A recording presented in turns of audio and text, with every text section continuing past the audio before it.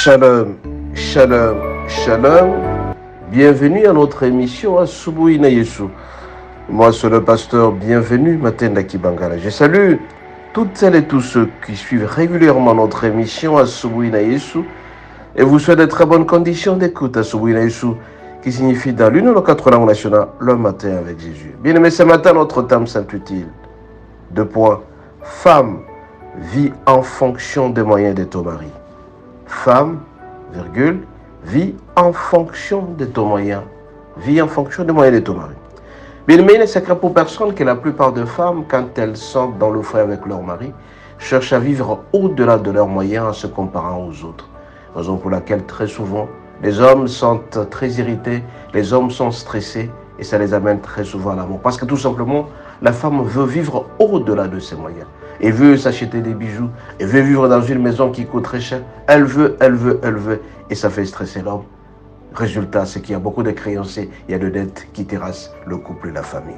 Ainsi donc, bien aimé, nous allons utiliser à cet effet le passage suivant, 2 Rois 4, verset 1. 2 Rois 4, verset 1, il est dit ceci, nous lisons au nom de Jésus.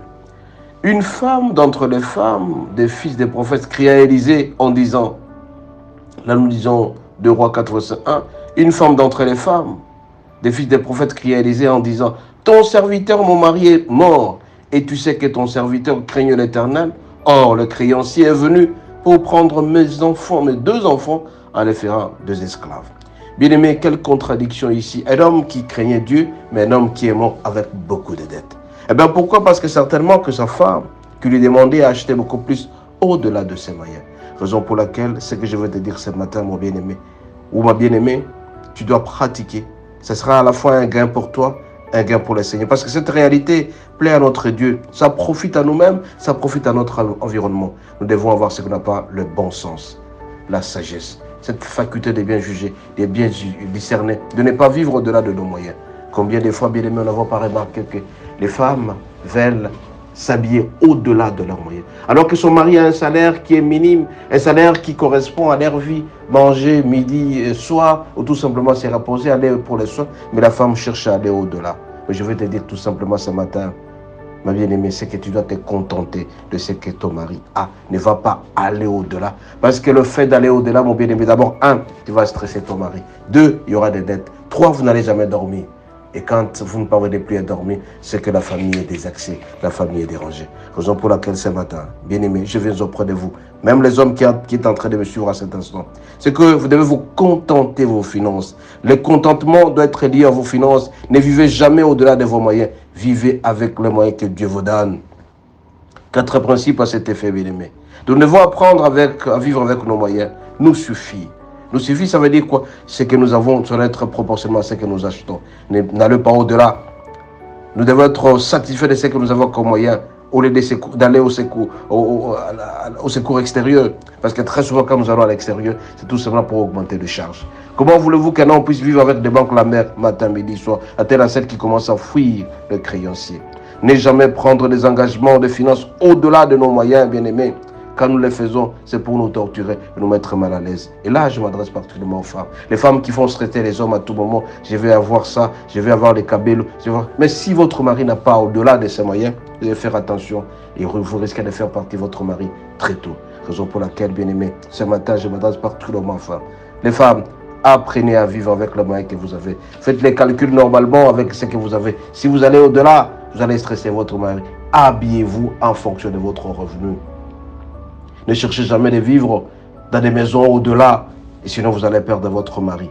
Si vous avez cette absence de contentement, vous allez vous amener en prison certainement. Parce que recourir toujours au secours extérieur, ça va nous amener des dettes. Et si on ne parvient pas à payer des dettes, c'est qu'on sera harcelé. Et la justice risque de vous embrasser à un certain moment, parce que tout simplement, vous n'avez pas pu payer.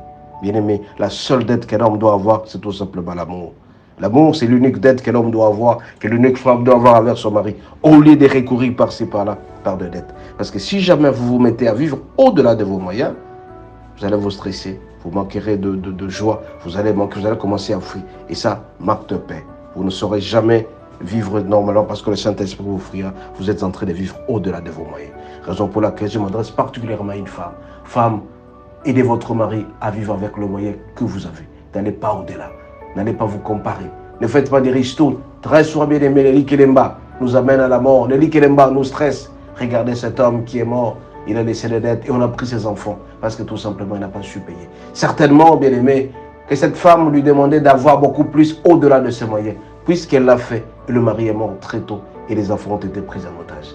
Toi, mon bien-aimé, qui est en train de m'écouter à cet instant, surtout femme, fais un effort de vivre proportionnellement au moyen. Parce que les dettes vont se stresser. Les dettes vont te terrifier à tout moment et tu ne sauras jamais avoir la paix. Celui qui a des dettes n'a pas de paix. Celui qui a des dettes ne dort pas bien. Celui qui a des dettes est perturbé. Il commence à fuir même les créanciers. Mais toi, pour bien vivre normalement, contente-toi de ce que tu as. La loi de contentement, c'est très important. Si tu es content de tes moyens, tu seras un homme heureux, tu seras une femme heureuse et tout ira mieux dans ta vie. Tu ne seras jamais stressé. N'enviez jamais. Le fait d'envier vous amène à prendre des dettes. Ne vous comparez jamais. Vous avez besoin de ça, vous avez besoin. Vous allez vous torturer inutilement. Mais le Seigneur vous demande de vivre profondément à vos moyens. Et là, vous serez un homme heureux. Les hommes partent très tôt parce qu'ils sont stressés par les femmes. Les femmes les stressent et les femmes veulent à ce qu'elles puissent avoir beaucoup plus. Et en le faisant, puisque l'homme aime sa femme, il va le faire, mais en même temps, il va le regretter la nuit. Il ne saura pas dormir. Bien aimés, faisons tout pour vivre en fonction de nos moyens.